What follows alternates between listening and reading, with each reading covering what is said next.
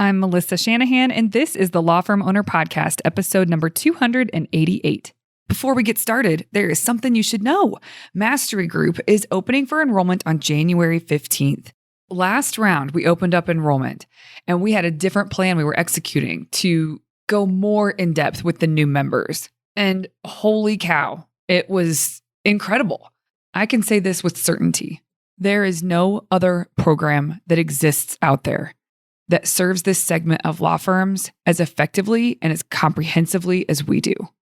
We meet you where you are. We provide hands-on support to help you gain clarity on where you want to go and get a clear grip on your firm's data. And that sets you up to be able to plan better than you ever have before. And then with tools that we cover, for example, Monday Map, Friday Wrap, plus accountability, sets you up to actually follow through on your plans. This is the work that creates velocity. If you are a firm whose annual revenue is somewhere between $250,000 and $1 million, and you'd like to work together next year, go to velocitywork.com/join.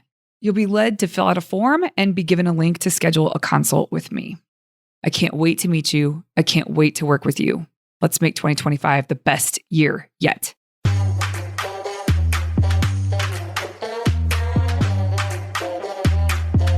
Welcome to the Law Firm Owner Podcast, powered by Velocity Work, for owners who want to grow a firm that gives them the life they want. Get crystal clear on where you're going, take planning seriously, and honor your plan like a pro. This is the work that creates velocity.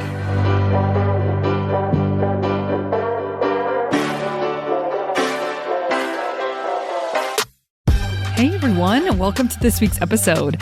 Today, we are covering lessons learned. It has been a long time since I've done an episode like this. When we used to offer these 30-day sprints, we had a lesson learned from each participant every single day. And so I had so many of them to be able to share with you guys because they're so good. They are hard-won lessons. Everything that I am getting ready to read to you and any of the lessons learned episodes that you can go back in history to listen in on. We all agree with the lessons. Very rarely does someone say, well, that's not true. But even though we intellectually understand the lesson, it doesn't mean that we've truly learned it. And the lessons that I share on this podcast when I do these types of episodes are lessons that were truly learned. Like, you can't unsee what you see now. You are forever going to move forward differently because of what you now have come to understand. And that is the beauty of these lessons. It is not just words. I can read you guys these words. I mean, these words are all over books and posters with the whale tails. And, everybody loves the idea of these things. But what I'm going to share with you today and what I have shared in the previous lessons learned episodes from way back, these are lessons that have actually been learned. They have wrapped their heads around it. They understand things now differently, and it's a game changer.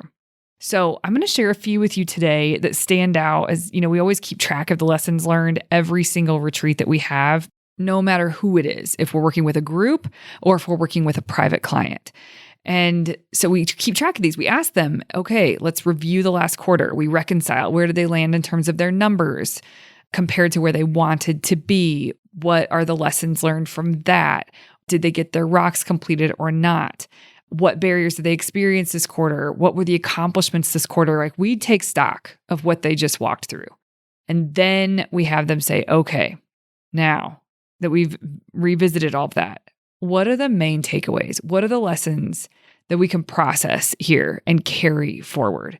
And some of the lessons that I'm going to share with you today are what have come out of that discussion. I would say for a private client retreat per person, there's usually at least 2 and sometimes 5 or 6. And then in mastery group or in group settings that I lead, syndicate or mastery group, I usually, because I'll have them drop their lessons learned in the chat and they'll choose their top lesson learned, for example. So I get to see one or more that are dropped in the chat by members. And it's always just so fun to see what they've come up with. And it's really fulfilling for them, I'm sure, but also for me as the facilitator and my team. My team is privy to hearing some of these things. And there is a beauty about the lessons that get processed. I have looked through a bunch of lessons learned from the last 6 months or so, and I have about 8 here I'm going to share with you. There's no particular theme, just as I read through them, the ones that I remember how meaningful it was for the person, or just when they said it, I thought, man, those are the right words. There's such truth to that. And it's something that they didn't fully understand before, and now they fully understand. So if it stood out to me, I put it in for this episode, and that's how we'll tackle these. These are in no particular order. The first one, communicate rocks more clearly to my team. Now, the reason I chose this one, all too often when I'm working with owners, they are getting very clear about what the priorities are. And we have a process that we lead them through to help them get to that place where they're pretty confident. Oh, okay.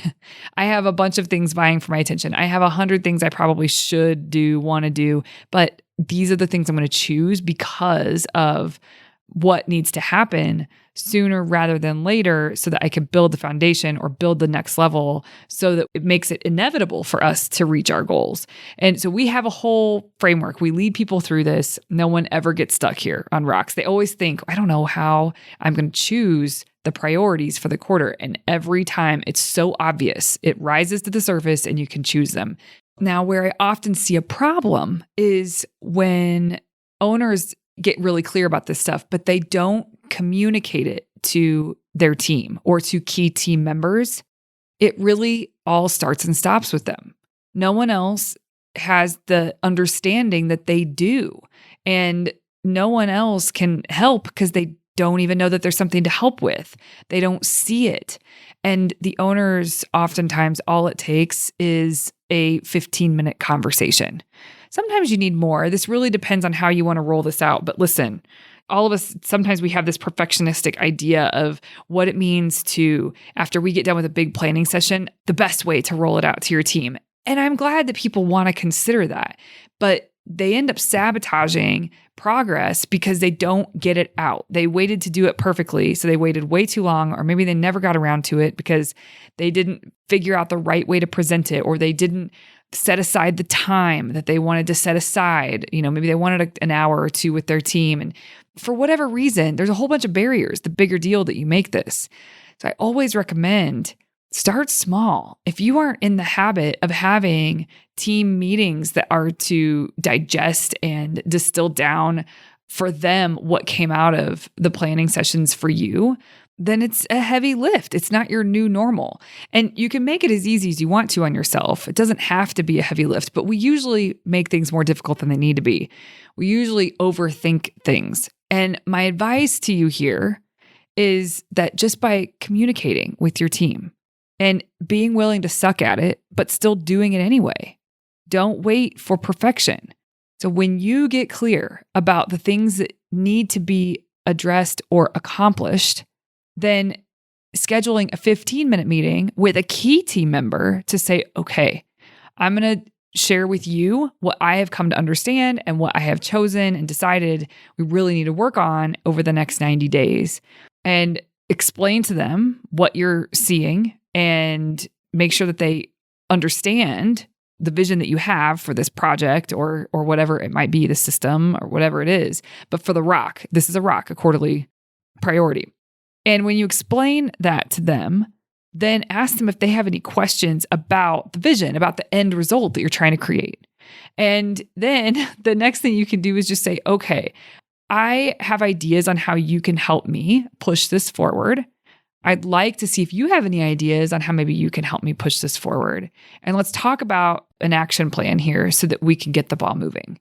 That alone, and seriously, you don't even need 15 minutes. That could just be a very small conversation, and you prevented stagnation with the things that you say you want to get done because you communicated with your team.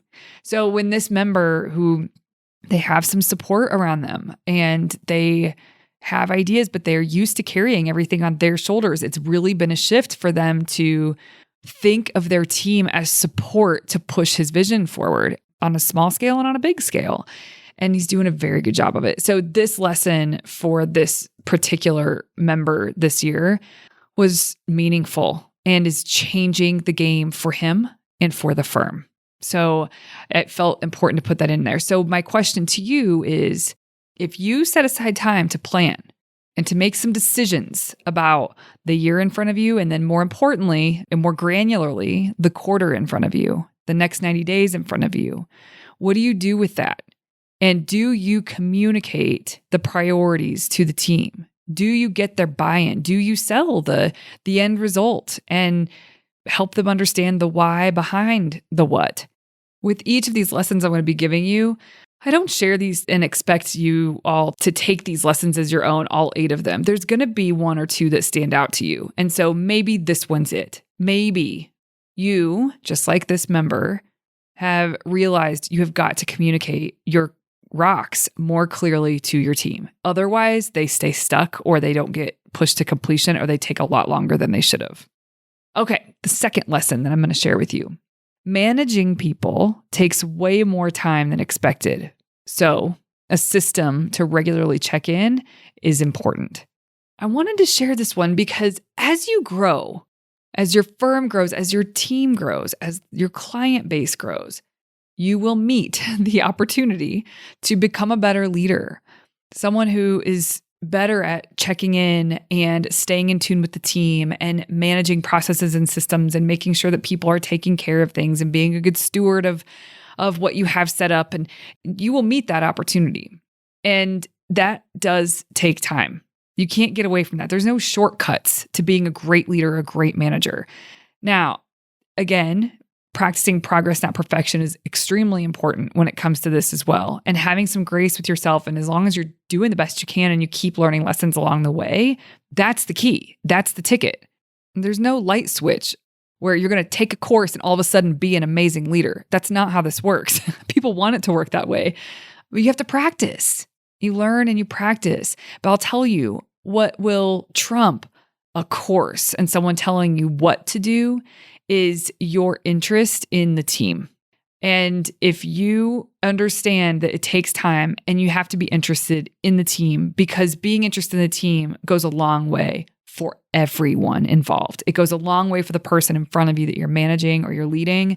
It goes a long way for ensuring that there's some quality is being upheld in the firm. There's a trickle down effect to you being interested in your team and being interested in being a better manager.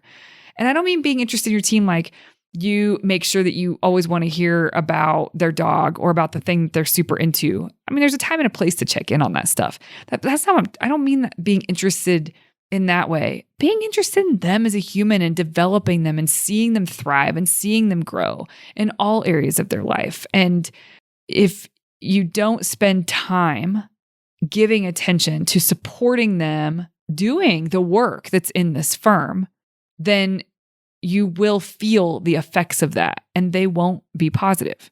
So a system to regularly check in is the way that this member was able to articulate was really important to them in making sure that they were showing up and spending the time that they needed to. This lesson in particular makes me think of the quote by James Clear: "You do not rise to the level of your goals, you fall to the level of your systems." And it's aspirational to want to be a better leader, but you will fall to the level of your systems. And so what systems do you have in place to ensure that you are progressing as a leader, as a manager? And so for this particular client, that's why I really appreciate the lesson learned that you have to have a system to regularly check in, and not just a scheduled event. That's not what this is about. A system. And for this particular client, these are all scheduled in advance. They are 15 minutes long.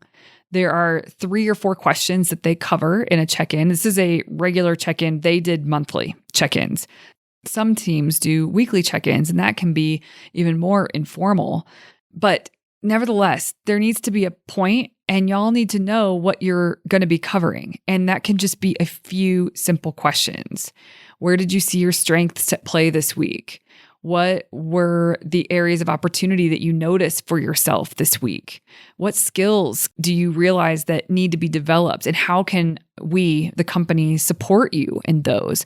Like, it doesn't have to be a lot. If that's all you covered, that's a really good check-in. So again, this is about progress, not perfection, and also understanding that you will not rise to the level of your goals or your aspirations. You will fall to the level of your systems. So you have to have a system. This person really got it. And when I say got it, we all get it. We all understand this, but they operate differently now because we took time to reflect on this and really extracted this lesson. Okay, the next two feel appropriate as follow-ups from the one that we just chatted about. The first one, understanding the team's strengths and love languages has created a better work environment. And by love languages, we're talking about the 5 love languages in the workplace. There's the book, 5 Love Languages, and then this one is for the workplace specifically. So this team did that. Now, here is why this stood out to me. There's a little context. This lesson came from someone who has really struggled with team. They are by nature such a driver. They get things done. There's zero excuses. They're intense and incredible with their work ethic and their ability to produce results. And, I don't know, I can't speak for everyone of you listening, but I have worked for someone like that, and I am a version of that. And I know it's not easy, but it is our tendencies. And part of being a good leader, a good manager, is learning how to tune into other people so that they can produce at a level that is remarkable for themselves and is doing something really great for the clients and for the firm. And they're contributing meaningfully to the team. And to do that, understanding team strengths, and in this case, this client did the love languages, has really made a difference. So yeah, this client, their intensity isn't any different, but they're taking time and to be interested and show interest and invest in the team and learning about them and helping them learn about themselves so that everyone can really understand, oh, okay, this is how this person works. This is their strengths. This is how they prefer to be communicated with.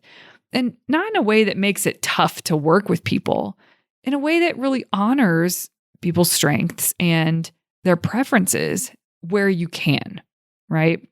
And so I've seen this particular client come such a long way with their team. And it's a huge part of it is because of the work that they've done and that they've been committed to. I mean, it's their commitment to it, to focusing on team strengths and learning and sharing and having meetings with a facilitator about team strengths. You all have met Tara Granov. She has been a part of this client's life that I'm talking about and has made such a difference in their world. She's amazing. If you don't know who she is, you can go back and find episodes that she's been on in the past.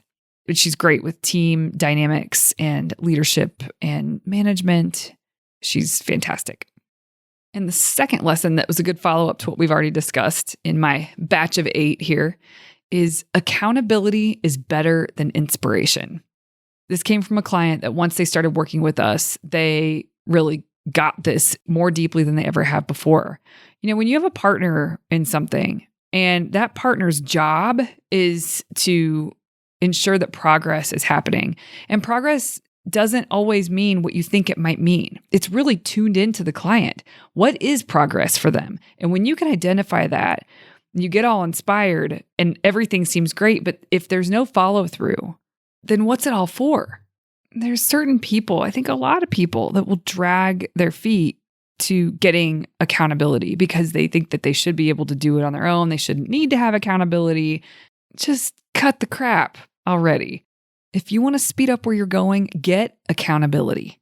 When you put yourself in a situation where you have a partner and this is expected, it is the partner's job. I'm thinking of myself and my company. It is our job to make sure the progress is happening. And if it is not happening, what are we doing? We don't yell at people and make them feel bad about themselves. we're not going to not have a conversation about the fact that stuff isn't getting done. And I'm certainly going to have a conversation to facilitate and figure out what are the barriers and what do we need to do to overcome those barriers? Because we are not going to sit here. We're not going to sit still. We're not going to be too quote unquote busy. Nope, we're not doing it. Accountability is better than inspiration because you will finally feel momentum towards the things that you were inspired to create in the first place. Okay, this next one is very practical. By scheduling regular time with everyone, I cut down on walk-ins. That keeps me and everyone else in a more productive state. And this one is different than the one that I talked about earlier with the system of regular check-ins, because the regular check-ins are more developmental and centered around the people that are in the firm and what barriers they're experiencing, et cetera. So it's more macro. This is more micro. People just popping in to ask a here and there question is a time waster. Culturally, if that is the way that you guys operate in your practice, I would highly recommend trying to put some guardrails up so that there's less of that, so that you have more space to focus without your attention being pulled. So the way that we talk to clients about doing this, and people have a couple different ways they'll do it, but they will schedule regular time for questions, like anything that they need, approvals on things, questions answered because they're not sure how to move forward with something.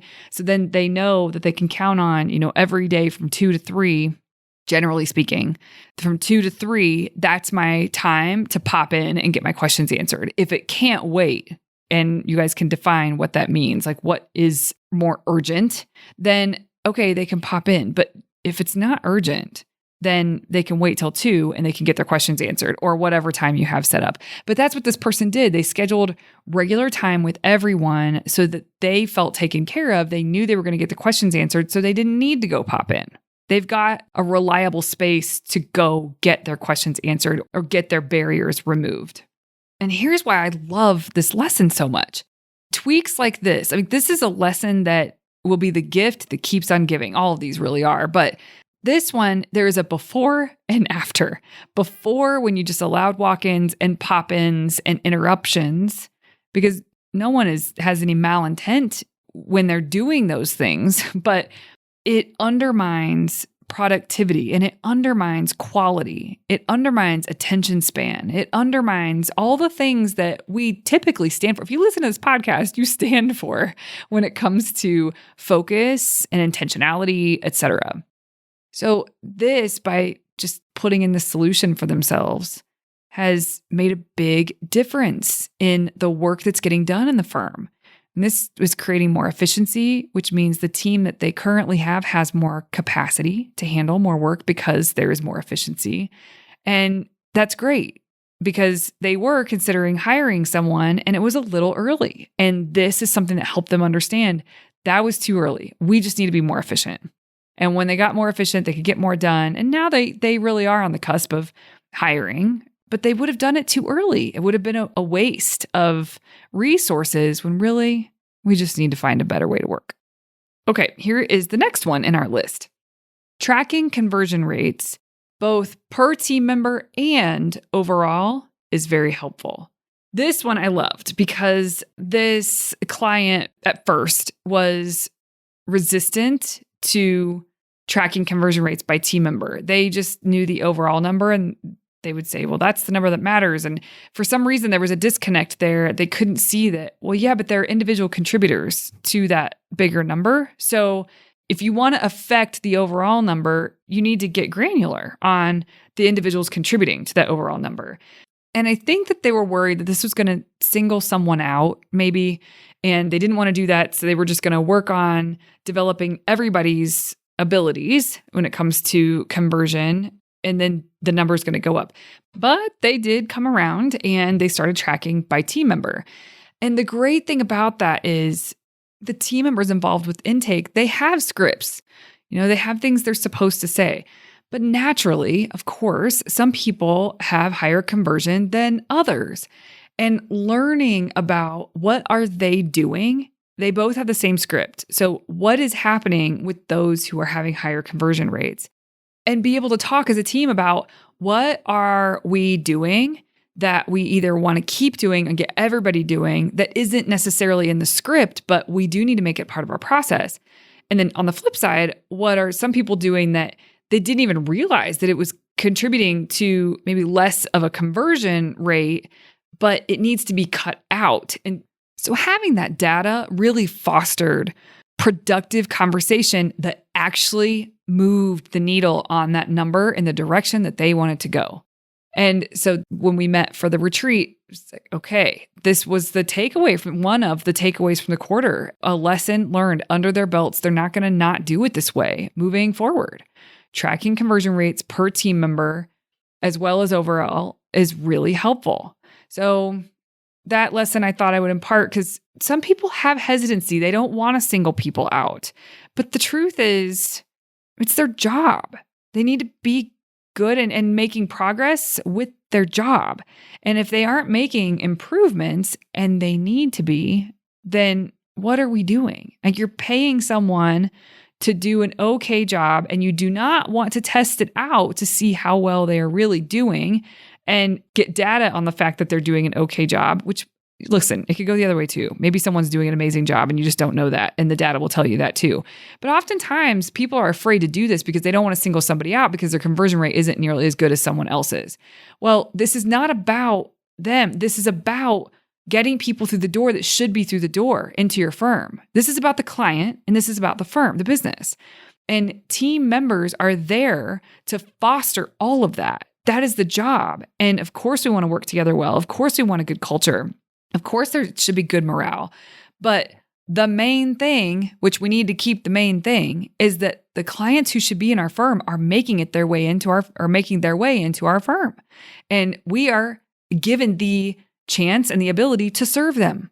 And if this isn't happening the way that it should be happening on the front end of things, don't you think we should know that, even if it's an uncomfortable conversation? I used to have a coach that would say, I would say that is really uncomfortable. And they're like, but you can do uncomfortable. You can have that conversation. And this is before I learned about the concept of high confront. Also, that CEO I used to work for taught me that high confront is really important. We have done podcast episodes on that before. It's the same kind of thing. You know, when you don't want to confront something, it means that that passive nature will always rob you of your dreams, will always rob you of your potential.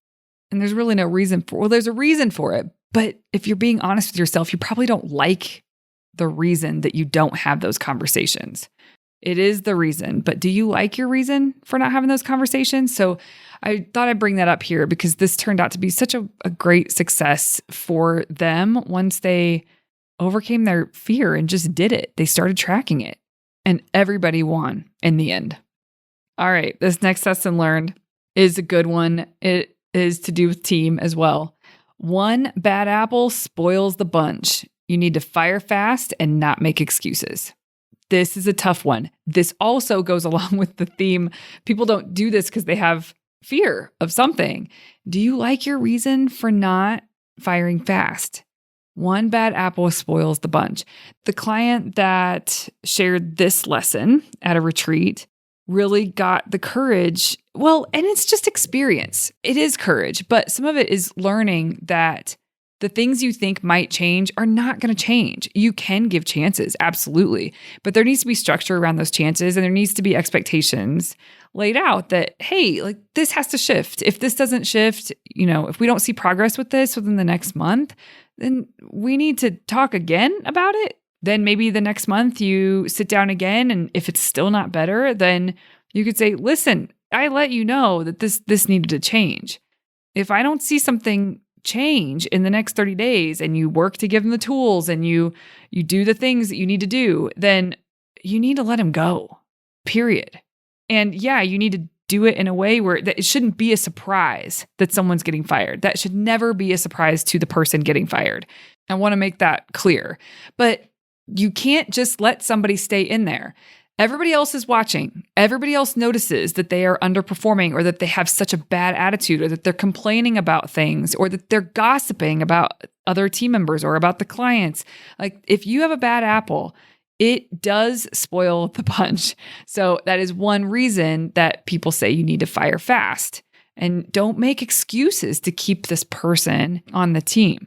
Also, the example I just gave, give them a month. If they don't improve, like I am speaking in very broad brush strokes there. That's not necessarily the system I think you have to have.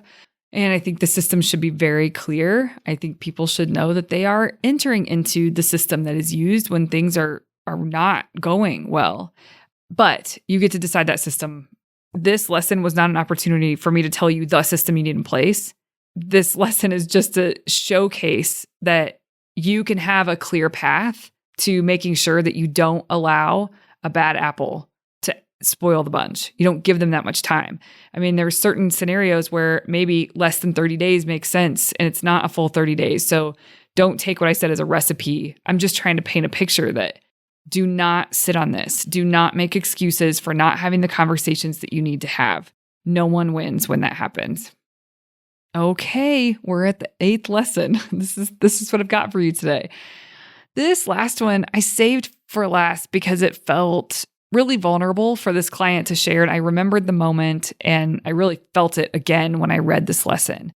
I hope this message lands with the meaning that I felt when I heard it. Some context before I share the lesson. This client had come off of reviewing a quarter that was particularly hard. And there were a few things that reared their heads, a few challenges that made themselves known in that quarter. One was a couple were to do with team. One was to do with just capacity. The owner was spread very thin in terms of their calendar. They had zero space, and you could feel that from the owner.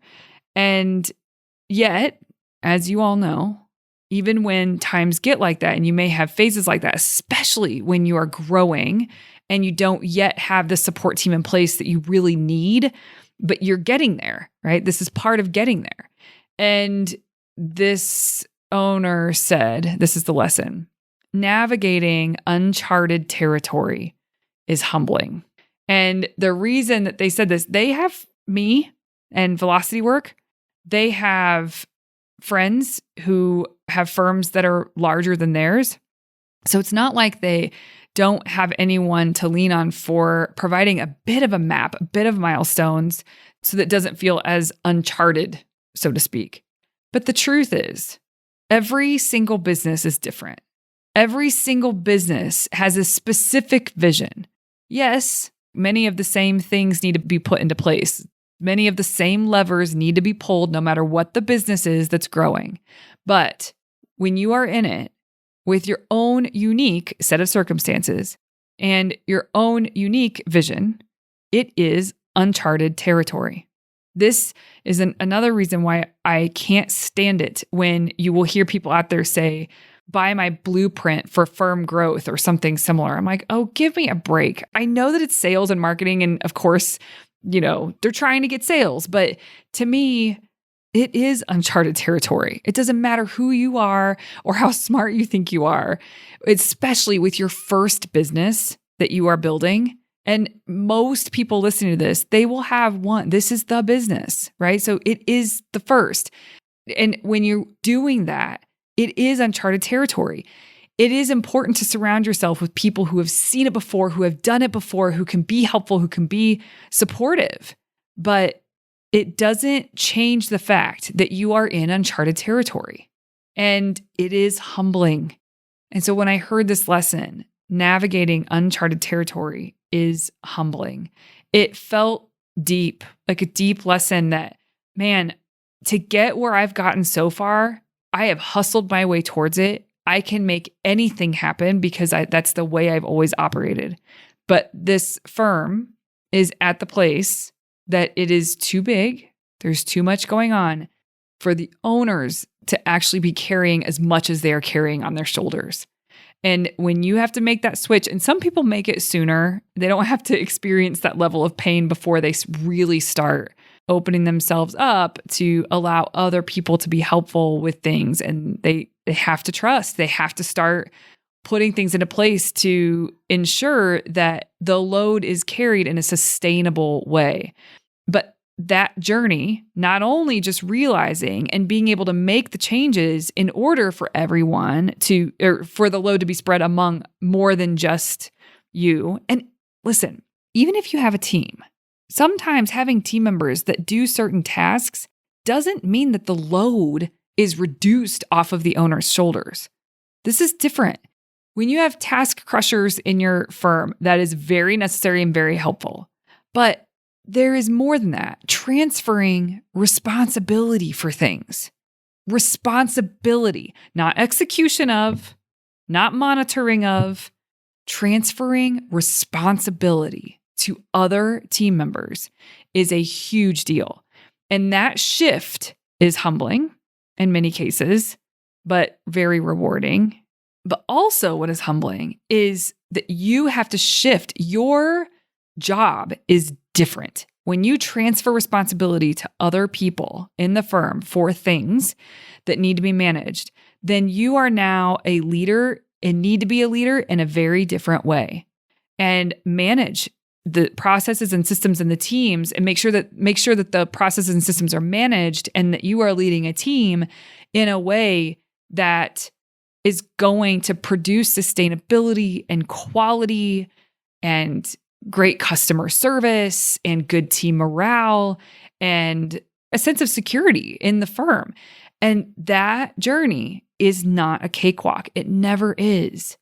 But it is always so rewarding on the other side. But it is humbling because for many of you that will hit that or have hit it, it was the first time in your life that you had to do it. It didn't just sound like a good idea. You had to. You couldn't take on anymore, and it was humbling. So there were a few things that really led to this lesson, and things have shifted for this firm for the better. They're still growing. They're still learning. And in some ways, they're still in uncharted territory, but they're through the thick of it, and they've done a really good job. But this reflection felt meaningful, and it felt deep. And I wanted to share it here with you, to any of you who it resonates with. Well, of these 8 lessons I've shared with you, and again, these are not just quippy truths that I, jotted down or used ChatGPT for. These came from people and their experiences. And I hope that this inspires you to take one of these or a couple of these that really stood out and think about how you can maybe carry that lesson forward. How can you start to practice that lesson and maybe create a different, better result for yourself? All right, everybody. Thank you so much for joining me this week. I will see you here next Tuesday. Hey, you may not know this, but there's a free guide for a process I teach called Monday Map, Friday Wrap. If you go to velocitywork.com, it's all yours. It's about how to plan your time and honor your plans so that week over week, more work that moves the needle is getting done in less time. Go to velocitywork.com to get your free copy. Thank you for listening to the Law Firm Owner Podcast. If you're ready to get clearer on your vision, data, and mindset, then head over to velocitywork.com where you can plug in to quarterly strategic planning with accountability and coaching in between. This is the work that creates velocity.